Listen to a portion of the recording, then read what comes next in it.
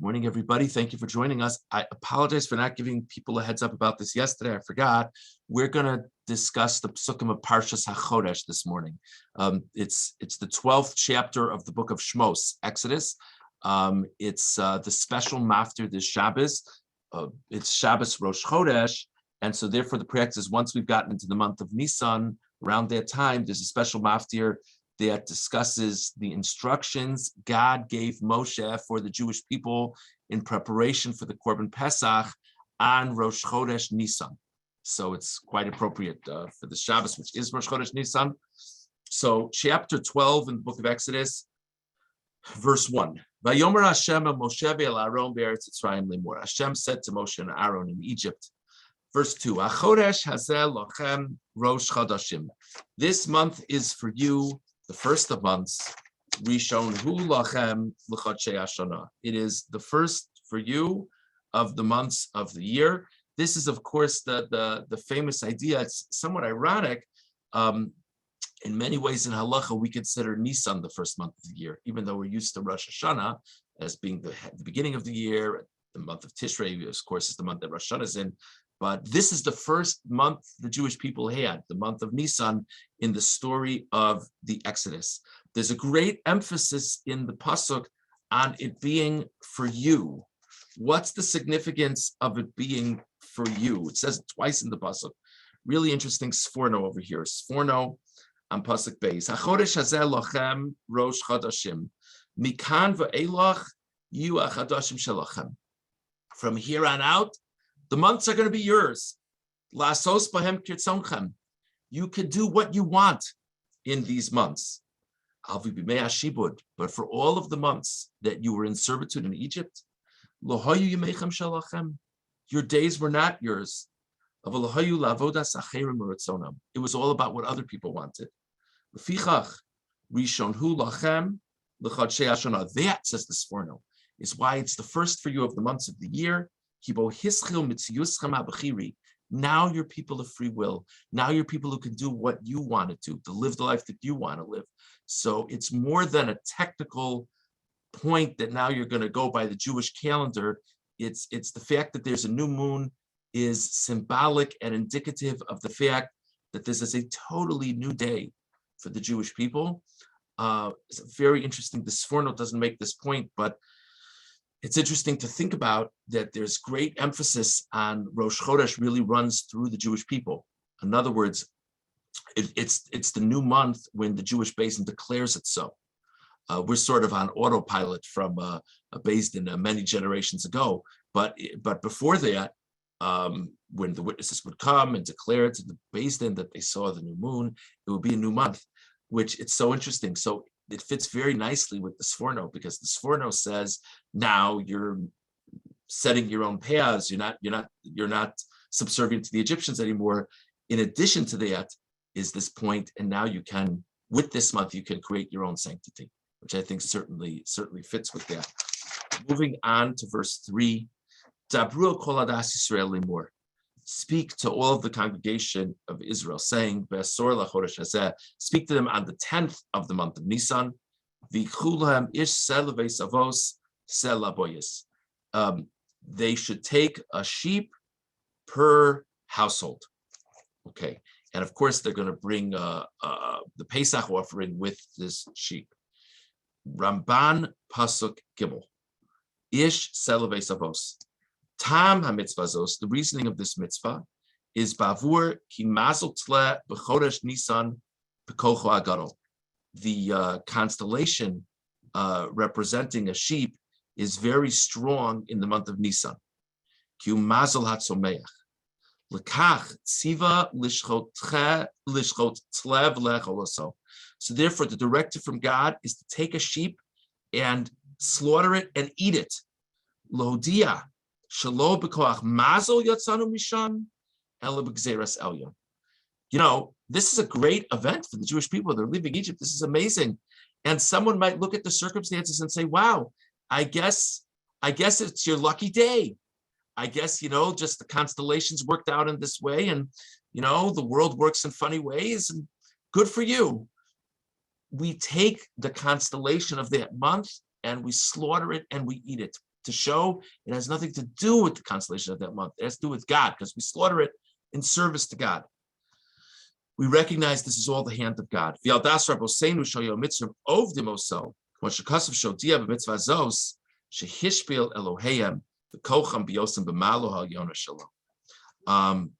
idea, according to the Medrash, is that the reason why we're slaughtering this animal is this animal was served by the Egyptians, was worshipped by the Egyptians. So it's a 2-for-1, says the Ramban. We're showing that we're not interested in the deity of the Egyptians, and we're showing that we're not interested in the force of the constellations in all of this. Okay, that's what the Ramban says. Let's go on now to the Kli Yakar. Kli Yakar on Pasuk Beis, 2 paragraphs in. Kli Yakar says, it's in my layout, it's the 3rd paragraph, beginning with the words Utsrichin Anu. It's about 20-25 lines in. Utsrichin Anu litain tam od. We need to give a further reason. Lama hischil kol ha-mitzvos b'kiddush hachodesh. Why did all the mitzvos begin with the sanctification of the new month? I mean, this is the first mitzvah to the Jewish people here.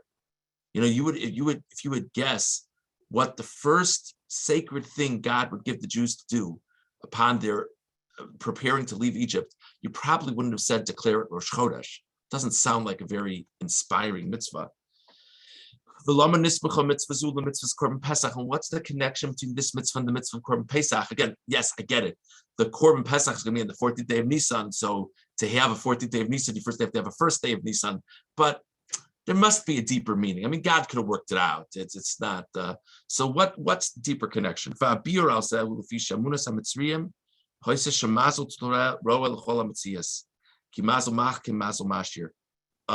Kli Yakar kind of combines these 2 ideas of the Ramban.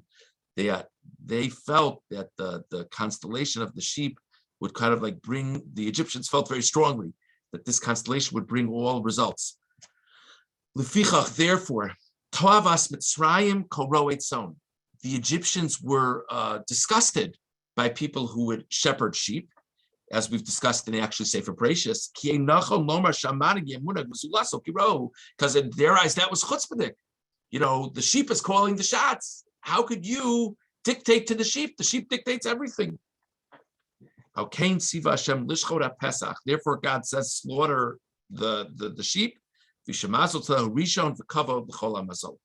because this shows it's not about constellations.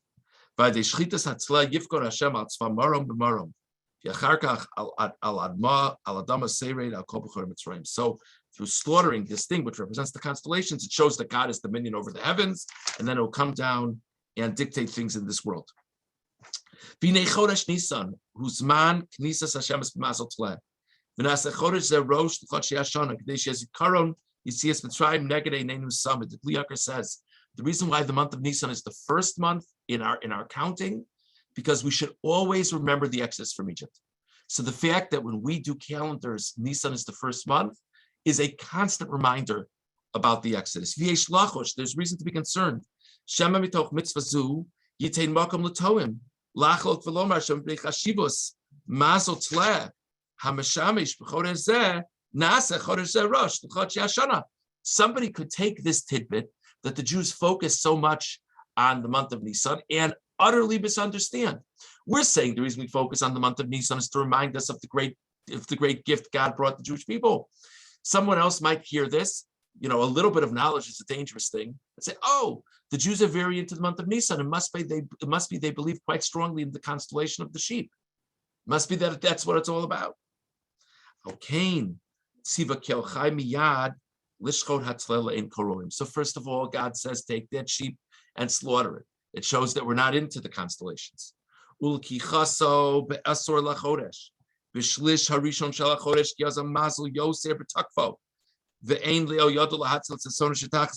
interesting wrinkle. When do you take the sheep? You take the sheep on the 10th of the month.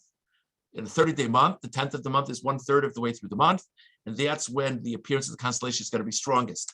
So we're taking the sheep at its strongest time, so to say. And it still can't do anything against us because it's not about the constellations. And therefore, everyone recognizes that there's a God who's running this world.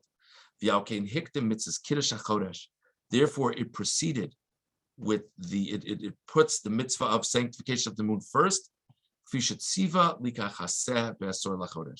because he says, take the sheep on the 10th of the month. So says the Kli Yakar, there's a technical point. If I'm going to take the sheep on the 10th of the month, I got to know when the first of the month is. So there has to be a process. So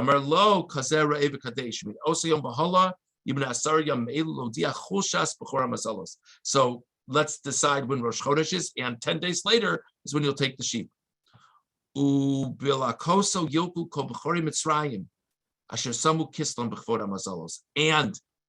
we're going to slaughter the sheep on the 14th, and that very night the firstborn of Egypt will die. And that shows that the Egyptians put their faith in the wrong entity. V'zetam l'masha masar lahem mitzvos l'asik b'hem dam pesach v'dam mila kidam pesach and levato das ha'maminim masal tzleh v'dam mila v'shenemar b'pesach kol orel lo yochal bo. And so therefore there are these mitzvos associated with the Korban Pesach, because it's all about focusing on our relationship with God versus belief in the constellations. So that's the fundamental connection between the Korban Pesach, why the Korban Pesach is such an important mitzvah, and why it has to be connected to Rosh Chodesh. Because it's not just about serving God, it's about showing what we're not serving. For Masya ben Chorash hayadoresh v'shaloya b'yom b'yadam mitzvos lis asik b'hem. There's a medrash that says, I'll tell you why they needed a Korban Pesach, because they needed a mitzvah to do. They needed some kind of merit, so they're giving the mitzvah of Korban Pesach as a merit. V'kash al dvarav, this is very difficult. Hello, Amr Razal, b'schus arba dvarim nigalu avosenu Mitzrayim, b'schus shaloshinu shmam u'lashonam, v'yigedurim me'arayos v'lohayu ben dal torin. What do you mean they needed a mitzvah? It's a famous thing. They didn't change their names. They didn't change their language. They didn't have inappropriate sexual relations. They didn't speak ill of each other. So what do you mean they needed a mitzvah to do? They were doing good things. What do you mean they needed mitzvahs to deal with? Strange thing. Well, how about they needed mitzvahs as a merit? Of course, certainly, Rav Masya holds they had these mitzvahs. Amnam, osana mitzvahs, heim b'shevi al tasa. Those mitzvahs were passive things. All of them were. They didn't do something wrong.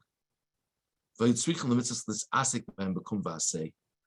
a mitzvah to do actively. Yeah, they dressed they spoke a certain way and they gave certain names, and they didn't do bad things. Didn't do bad things sexually. They didn't do bad things to each other. They needed to be given a mitzvah to actively do something good. The Gemara says that at the time that a person is doing a mitzvah, it creates a great protection for a person. They needed protection that the destroying angels shouldn't come into their houses. They needed to do the mitzvah of Korban Pesach to show that it's not about the constellations. Okay, we'll hold here. So we had the Sforno that talks about the month being for you. We had the Kli Yakar, we had the Ramban that talks about the significance of why they're slaughtering the sheep, and the Kli Yakar that spoke about why that's connected to Rosh Chodesh. I have to apologize, I actually really have to run. So I'm just going to wish everyone a wonderful Shabbos. Take care. Shabbos.